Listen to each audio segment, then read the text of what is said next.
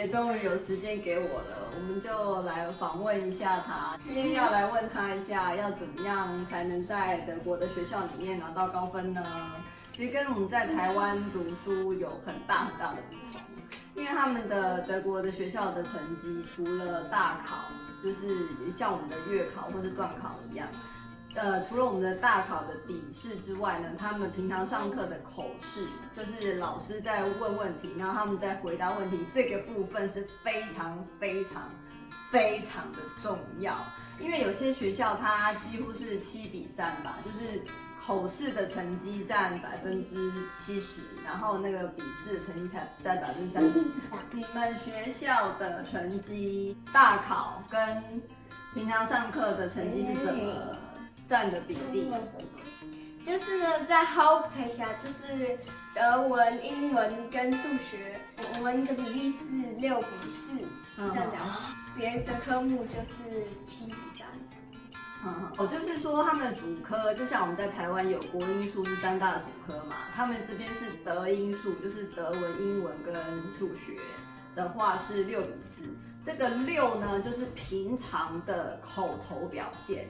所以上课呢，一定要拼了命的差一点，对，就是要拼了命的举手发言。我那时候就跟他讲说，你就算你不会，也要举手，对吧？对。好，那这个举手有没有什么技巧可以分享给大家？就是呢，有一个技巧，就是如果别人在举手，然后你没有真的知道你想要说什么，你要说什么的话呢？如果老师快叫某个人的话呢，你就赶快举手。然后呢，我们在德国有的学校就是我们在公处的时候，如果我们知道的时候，我们就是这样子，意思就是我们知道。然后呢，你就举手，然后你就这样子。然后老师就会觉得你也想要说那个，然后你也知道，只是你其实根本不知道，假装知道。或是我们现在在 Gymnasium 上面呢，我们没有在做这个，我们就可能就是要这样点头一下，我也要这样讲。如果你很知道的话呢，然后老师都没有看到你就这样子，然后你可以这样子一直在 go。然后老师就会看到你，然后把你责让你。只是有时候这样子没有很好，所以有的老师会觉得这样很烦呐，他们就没有很喜欢，所以有的老师最好不要这样子。所以呢，我觉得他们在德国的每一科的分数，其实印象分数占了很大的比例。其实我自己当老师的时候，我在打学生的平时表现的成绩，我也都是只能凭印象分数，因为你这么多学生，你真的没有时间去看说什么加分减分。当然，这个我有请小老师做一个注记。可是最终你在打那个成绩下去的时候，真的就是印象分数。所以平常要留给老师很好的印象，就是 Eindruck。那怎么样留给老师很好的印象？最好是第一个 Stunde 叫什么？就是第一堂课。第一堂课有那个老师的时候，你要举手很多，然后你要zeigen Interesse，就是你要表示你对这一课的兴趣，然后要拼命的举手。对，然后老师就会很喜欢。老师就会对这个学生的印象很好。然后如果你打那没有举手那么多，他还是不会给你很 schlecht 的 note， 他还是会给你很好的 note， 所以他已经对你的印象很好了。我刚刚不是讲到说你那个 Geschichte 就历史啊，这学期分数不是很好，那是因为你有一次请了病假。这堂课老师刚好又讲了一个新的主题。对，然后你那时候就比较不能理解那个主题在讲什么，所以你就比较没有参与。是因为我们也有换老师，所以我觉得他的第一个印象就是没有很好，是因为我第一次这样就请假。就算他后来的笔试考得还不错，但是他的那个 note 就不是很好。那还有什么要注意的吗？就是呢，作业要准时交，不然嗯老师呢都会把它写起来，然后这也是一个不好的印象。这还蛮重要的，对。好呢，你写字的时候要写得漂亮一点，不然老师就会觉得你就很没有 mühe 在那个 mühe 叫什么？就是没有很努力啦。没有很努力在那个。对啦，其实我觉得就是字写的漂亮啊，然后旁边如果有加一些美工啊之类的，蛮加分的一个点。对，只是你如果在我可以写什么？上课的时候，在上课的时候你在写字，不行写太慢，不然老师就会觉得很烦，每次都需要等你。所以就是上课写字要快一点。你上课的时候要问聪明的问题，这样子老师会觉得你很，你头衔叫什么？很感兴趣。对啦，问问题也是一个艺术，就是你的问题怎么问的，老师才会觉得说你有没有进入这个状况，才不会让人家觉得你是一个状况外的人。然后呢，也需要对老师很很有礼貌，然后要每次如果要跟老师讲话都要把它 Z 字。哦，对，就是要对老师用敬语，就是要 Z 您您。你在班上不要每次都调皮捣蛋，然后压榨老师。那你们上课会吵闹吗？上课的时候不，其实我们班没有很会，只是如果老师走的时候，大家都会很大声，然后我们个别科目来说一下好了。记得像是 Deutsch 就是德文啊，你们在小学的时候，老师有建议我们要去做那个安统铃。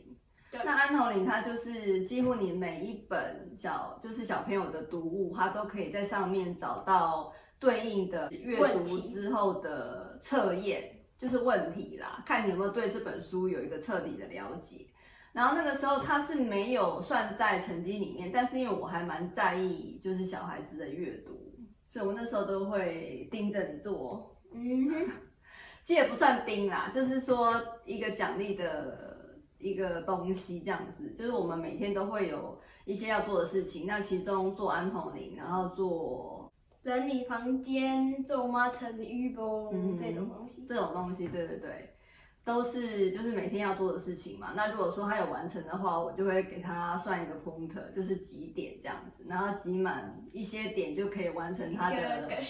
对，就是他要什么东西，我就可以帮他达成，就是一个奖励。所以那时候他就做了蛮多的安统铃，然后对于他的德文的阅读也很有帮助。学的话，你们现在是在做什么 ？Betamax。然后 Betamax 上面就是有一些数学的习题，对。然后现在我记得他们现在在做那个分数变成小数的这个题目啊，他有时候会有一些问题，然后我教他我们台湾的那个长除法，他又verstehen不了。那时候他那个就是不是我们德国都会用比较不一样的方法。对，然后那时候他接受不了，他就只好去 YouTube 找一个叫做什么 Lehrer Schmidt， 那个就是我会把他的那个频道附在我的说明栏，就说如果你们家有 Gymnasium 的小孩，应该是 Gymnasium 适用吧。Gymnasium 的小孩如果在学校听不懂老师讲的话，可以，对，数学可以去看一下这个老师他的 YouTube 频道。所以他就知道很多小孩，在学校数学有时候就是不理解，所以他就是会，在做一些 YouTube video， 让那些小朋友可以看，如果他们不理解的话。那刚刚姐姐说，如果老师上课，比如说在黑板上写了一个错误，或者是数学不小心算错了，然后这时候有一些比较聪明的小孩，或是知道的小孩，就会说，哦，你也犯了一个错啊，你也弄错啦，然后老师这时候就会觉得他很烦，他很烦，就是就会又留下不好的印象了。这个我也可以理解啦，因为其实对啊，如果你知道老师就说哦，我也只是一个凡人，对，然后我也会弄错。我以前都会说，我就是故意要 test 你们。对，全部的老师都是这样子，全部的老师都是这样。我记得你们以前那个什么 Naturwissenschaft， 自然科学，对，就是有1-2个用词，他们知道很多嘛。对，是因为呢，我觉得他们很像从小就会看很多像 Terra X 或是什么的东西，就是在说 Naturwissenschaften， 然后他就会在电视看，然后他可能爸爸妈妈就会跟他们看那什么解释，那全部都是怎么funktionieren啊。所以他们在 Naturwissenschaften 就还蛮强的。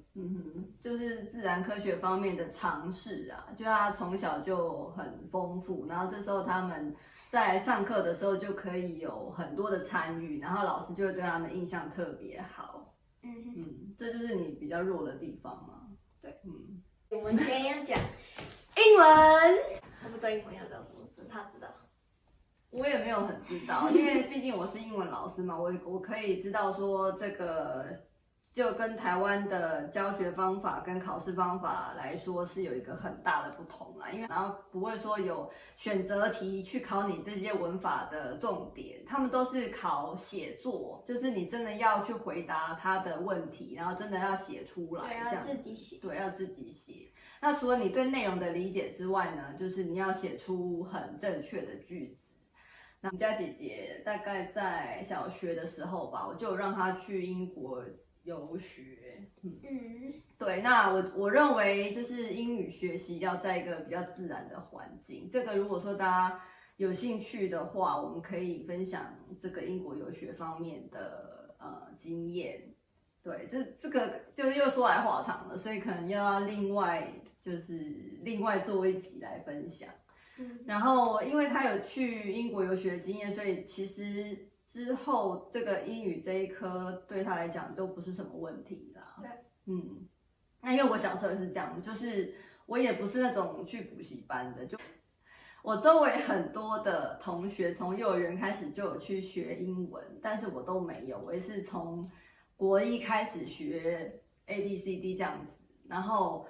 那时候我妈也都没有让我去补习，可是我在小学上国中的那个暑假，我去温哥华游学，然后就是因为那个游学之后，我的英文也都完全不用担心了，就是也不用去补习，也不用在干嘛，就是这一科就是很轻松这样子，所以我认为，这个投资是很值得的。那你认为你是一个会自动自发读书的学生吗？我是会的，只是我是一个人，我会很快就被update 叫什么？分心。